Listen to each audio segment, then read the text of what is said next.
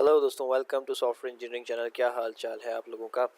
Software engineering channel में जो हमने डाटा स्ट्रक्चर्स की एक सीरीज़ स्टार्ट की थी, उसके अंदर हम डाटा स्ट्रक्चर स्ट्रिंग तक पहुंच चुके थे और उसके अंदर हमने ये पढ़ा था कि स्ट्रिंग को मेमोरी में रिप्रेजेंट करने के लिए आपके पास एक फ़िक्स लेंथ स्ट्रिंग होता है और एक वेरिएबल लेंथ स्ट्रिंग होता है और एक लिंक्ड स्ट्रिंग होता है। फ़िक्स लेंथ स्ट्रिंग को तो हम अंडरस्टैंड कर चुके थे विद एग्जांपल कि क्या होता है। तो आज हम चलते हैं वेरिएबल लेंथ स्ट्रिंग की तरफ और इसको थोड़ा सा डिटेल में देखते हैं कि ये क्या होता है और ये किस तरीके से काम करता है।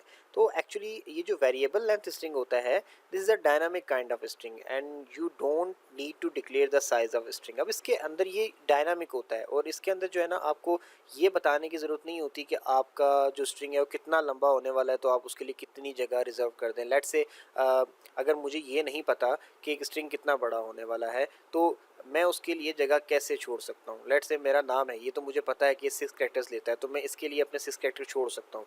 लेकिन अगर मैं यूज़र से इनपुट ले रहा हूँ एड्रेस, तो किसका एड्रेस कितना लंबा होगा आपको क्या पता।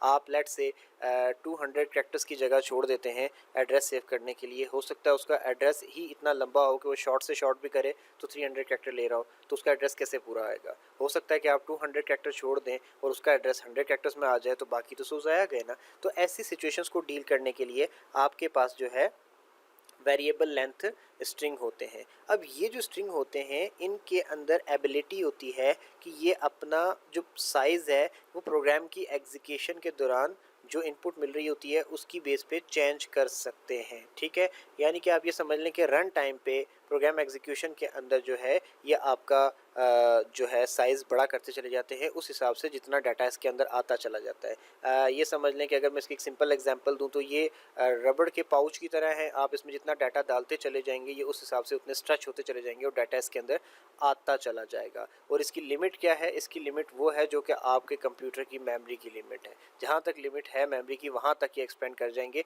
और इसमें डाटा लेते चले जाएंगे। और जैसे जैसे आप इसमें डाटा निकालते चले जाएंगे ये वापस जो है श्रिंक होकर अपनी जगह पे आते चले जाएंगे। वेरिएबल लेंथ स्ट्रिंग इस तरीके के होते हैं। और इससे फ़ायदा क्या होता है, इससे फ़ायदा ये होता है कि आपकी मेमोरी वेस्ट नहीं होती जैसे आपकी फिक्स लेंथ में हो रही थी कि अगर आपने रिजर्व कर लिया 20 कैरेक्टर्स को, अब आपने उसमें से खाली 4 या 5 यूज़ किए तो बाकी सब ज़ाया जाएंगे, किसी के काम नहीं आएंगे।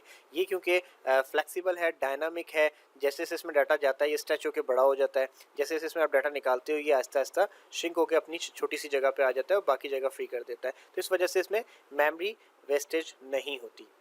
लेकिन ये चीज़ हमें इसका जनरल कंसेप्ट तो समझ आ गया, वेरिएबल लेंथ स्ट्रिंग काम करता कैसे है। ठीक है, लेकिन इसको आप मेमोरी में किस तरीके से हैंडल करते हैं, आप ऐसा कैसे कर सकते हैं कि मतलब आप जो है इसमें जितना डाटा डाले जाएं ये उसमें इसमें उतना डलता चला जाए और जब आप निकालें तो इसका साइज़ भी ऑटोमेटिकली छोटा हो जाए। तो ऐसी क्या अप्रोच है जिसकी बेस पे ये काम हो सकता है। तो इस काम को करने के लिए वेरिएबल लेंथ स्ट्रिंग को बनाने के लिए आपके पास आगे मेमोरी में दो अप्रोचेज होती हैं। एक होता है बाउंड्री मार्कर और एक होता है स्ट्रिंग डिस्क्रिप्टर। ठीक हो गया।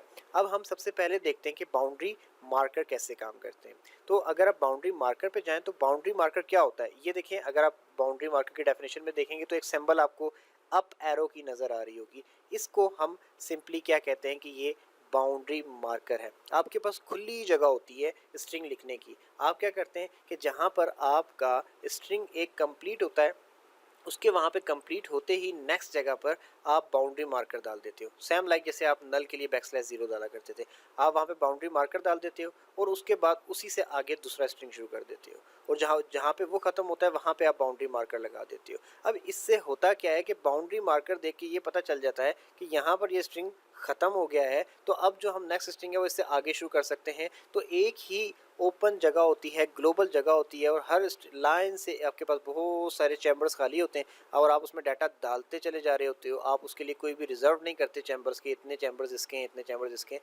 आप बस उसको ओपनली डाटा डालते हो, जहाँ तक जाता है वो डाटा वहाँ तक चला जाए, जितने चैम्बर्स उसको मेमोरी में रिक्वायर्ड हैं वो ले ले और जब जहाँ पे वो ख़त्म होगा उससे एक स्टेप आगे जाकर एक चैम्बर में हम बाउंड्री मार्कर लगा देंगे। हमें पता चल जाएगा ये स्ट्रिंग यहाँ पे ख़त्म हो गया और वहाँ से आगे नेक्स्ट शुरू कर देंगे। और जब हम वहाँ से उन स्ट्रिंग को दोबारा रीड भी कर रहे होते हैं तो हम रीड भी बाउंड्री मार्कर की हेल्प से ही करते हैं कि यहाँ पे बाउंड्री मार्कर है तो इससे आगे नेक्स्ट स्ट्रिंग होगा और यहाँ पर ये स्ट्रिंग बाउंड्री मार्कर की वजह से ख़त्म हो चुका है। तो आपके पास ओपन जगह होती है, आप बस स्ट्रिंग डाले जाते हैं और बाउंड्री मार्कर लगाए जाते हैं, जिससे आपको आइडिया होता चला जाता है कि कौन सा स्ट्रिंग कहाँ से कहाँ तक है। इस तरीके से आपका बाउंड्री मार्कर काम करता है। इसके बाद दूसरे नंबर पे आपका आ जाता है स्ट्रिंग डिस्क्रिप्टर्स का मेथड। ये भी बड़ा ज़बरदस्त किस्म का मेथड है, लेकिन ये क्या करता है, ये पॉइंटर अरे का कंसेप्ट यूज़ करता है आपके स्ट्रिंग्स को वेरिएबल स्टाइल में सेव करने के लिए, ठीक हो गया, ताकि वो मेमोरी का वेस्टेज को भी बचा सके। अब क्योंकि हमने अभी तक पॉइंटर्स के कंसेप्ट को बहुत डिटेल में तो नहीं पढ़ा है, तो अगर मैं इस स्ट्रिंग डिस्क्रिप्टर को समझाने के चक्कर में पॉइंटर्स की डिटेल में चला जाऊंगा तो हम पॉइंटर्स में घुस के रह जाएंगे, स्ट्रिंग डिस्क्रिप्टर वहीं का वहीं रह जाएगा। तो सबसे पहले मैं आपको ये कहूँगा कि अभी को समझने के लिए आप बस ये समझ लें कि ये क्या करता है स्ट्रिंग डिस्क्रिप्टर। ये दो किस्म की जो है फील्ड्स इस्तेमाल करता है, दो फील्ड्स इस्तेमाल करता है। पहली फील्ड का नाम होता है पॉइंटर फील्ड और दूसरी फील्ड का नाम होता है लेंथ फील्ड। अब जो पॉइंटर्स होते हैं ना, वो बेसिकली किसी भी मेमोरी लोकेशन का एड्रेस होल्ड करने के लिए इस्तेमाल होते हैं। इस बात को आप हमेशा जो है याद रखिएगा, ठीक हो गया। तो अब हम यहाँ पर क्या करेंगे कि हमें ये पता चल गया कि स्ट्रिंग डिस्क्रिप्टर अपने स्ट्रिंग्स को सेव करने के लिए दो फील्ड यूज़ कर रहा होता है, एक पॉइंटर फील्ड और दूसरी कौन सी, जैसे मैंने आपको बताया लेंथ फील्ड। तो पॉइंटर फील्ड में मैंने आपको बताया कि एड्रेस सेव करते हैं, तो हम क्या करते हैं, हम किसी भी स्ट्रिंग का बजाय पूरा का पूरा स्ट्रिंग सेव करने के हम क्या करते हैं, स्ट्रिंग जहाँ पे सेव होता है, जहाँ से वो स्ट्रिंग स्टार्ट हो रहा होता है, वहाँ का उस मेमोरी लोकेशन का, उस चैम्बर का जहाँ पे उसका फर्स्ट कैरेक्टर होता है, उस चैम्बर का एड्रेस हम उठाते हैं और इस पॉइंटर फील्ड के अंदर सेव कर देते हैं।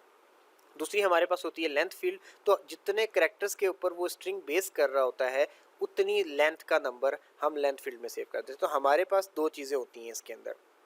एक चीज़ ये कि आपका एक स्ट्रिंग मेमोरी में किस लोकेशन से स्टार्ट हो रहा है, उसका एड्रेस, और फिर वो जहाँ तक जा रहा है तो उतने चैम्बर्स को काउंट करके उसकी लेंथ। अब जब आपको ये पता चल गया कि इस एड्रेस से शुरू हो रहा है और सीधा सीक्वेंस में 6 स्टेप्स आगे तक जा रहा है, तो आपको पता चल जाएगा कि 6 स्टेप पे ये स्ट्रिंग खत्म हो गया, इससे आगे नेक्स्ट शुरू हो रहा है। तो ये स्ट्रिंग डिस्क्रिप्टर इस तरीके से काम करता है। अब मैं आपको आगे इसकी एक छोटी सी एग्जांपल दिखाऊंगा, आपको ज़्यादा अच्छे से क्लियर हो जाएगा। लेट्स से ये हमारे पास मेमोरी में बहुत सारे स्ट्रिंग पड़े हुए हैं, ठीक है। अब मेरे पास एक पॉइंटर फील्ड है 205, यानी कि एक एड्रेस है किसी चैम्बर का, और लेंथ फील्ड है 6। तो मैं यहाँ पर देखूंगा, ये नीचे मैंने लिखे हुए मेमोरी एड्रेसेस, तो मैं 205 पे जाऊंगा, ये मैं आ गया 205 के ऊपर, ठीक है। अब जब मैं 205 पे आ गया तो यहाँ से मैं 6 लेंथ काउंट कर लेता हूँ, 1 2 3 4 5 6, यानी कि 205 से लेकर 210 तक हम चले गए। तो यहाँ से अगर इनको आप काउंट करें तो क्या स्ट्रिंग बनता है, स्ट्रिंग बनता है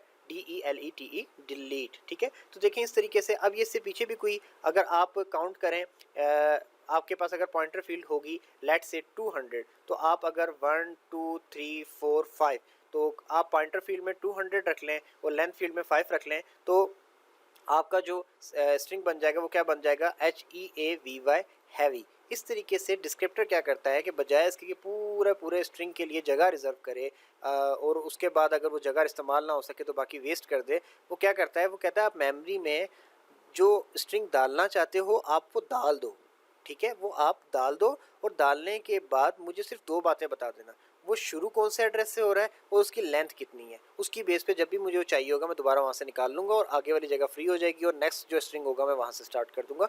तो बड़ा ही सिंपल सा काम है और ये इस तरीके से चल रहा होता है। जैसे कि अब मैं दोबारा आपको बताऊँ, लेट से आपको मेमोरी एड्रेस दे दिया जाए 211, ठीक है, और आपको लेंथ दे दी जाए 4, तो देखें क्या बनता है, DATE, डेट, आपने स्ट्रिंग फाइंड आउट कर लिया। तो इस तरीके से आपका स्ट्रिंग डाटा स्ट्रक्चर में स्ट्रिंग डिस्क्रिप्टर का काम, जो कि किसके अंदर होता है, वेरिएबल लेंथ स्ट्रिंग में होता है, इस तरीके से काम करता है। आई होप सो कि आपको दोनों तरीके समझ आ गए होंगे। वेरिएबल लेंथ स्ट्रिंग एक अप्रोच है डाटा स्ट्रक्चर की मेमोरी में स्ट्रिंग्स को रिप्रेजेंट करने के लिए, इस तरीके से रिप्रेजेंट करने के लिए कि उसमें मेमोरी वेस्ट ना हो। और फिर वेरिएबल लेंथ स्ट्रिंग को भी आगे डील करने के दो तरीके हैं, एक है बाउंड्री मार्कर और उसके बाद दूसरा आ जाता है string descriptors. I hope so कि आपको चीज़ें समझ आ गई होंगी। अब दोबारा मिलते हैं हम नेक्स्ट लेक्चर में, तब तक के लिए अल्लाह हाफ़िज़।